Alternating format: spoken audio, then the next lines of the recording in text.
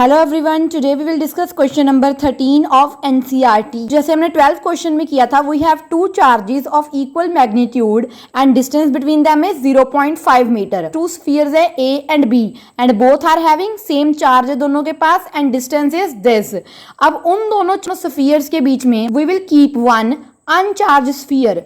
ए और बी जो हमारे पास चार्ज स्फीयर है, उन दोनों के बीच में हमने एक अनचार्ज स्फीयर रखना है। Firstly we will bring it closer to the first charge and then to the second charge and after that हमने उसको रिमूव कर देना है अनचार्ज, तो that means charge will be 0, Q3 is 0। तो फर्स्ट केस कंसीडर करते हैं जब हम अनचार्ज स्फीयर को हम ए स्फीयर के कांटेक्ट में लेके आएंगे। तो नाउ अब जो चार्ज Q1 था वो चेंज हो जाएगा Q1 डैश में।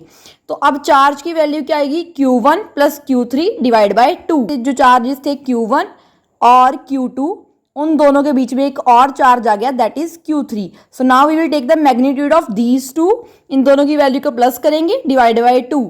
सो Q3 पे तो चार्ज 0 है, तो सिंपली Q1 के चार्ज को 2 से डिवाइड करो। This is the value of Q1 dash and same charge will be on the Q3 dash, that will be 3.25 into 10⁻⁻7 coulomb.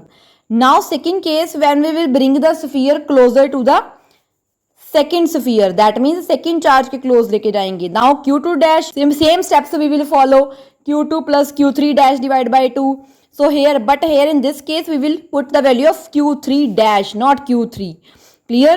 So accordingly the values will change। 6.5 में 3.25 add करेंगे तो we have this value and divide by 2 करेंगे तो we have Q2 dash की value आ गई 4.875 into 10⁻⁻7 coulomb.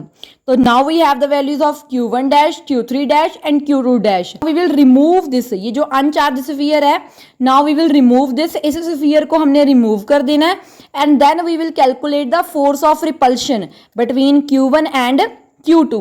force का formula we know that using Coulomb's law, 1/4 pi epsilon naught Q1 dash Q2 dash divide by R square। Now we will put the values of this 1/4 pi epsilon naught Q1 dash Q2 dash and R square. And after putting the values, now we will solve it. 9 we will write as it is and 10⁻9 also। 3.25 into 4.875, it will be 15.84। 10⁻⁻7 and -7 था, तो it will be 10⁻⁻14। 0.5 का square क्या होता है, 0.25।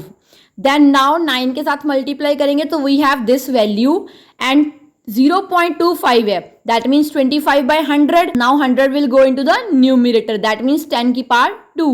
-5 plus 2, it will be -3 and when we will divide this value with the 25, it will be 5.70।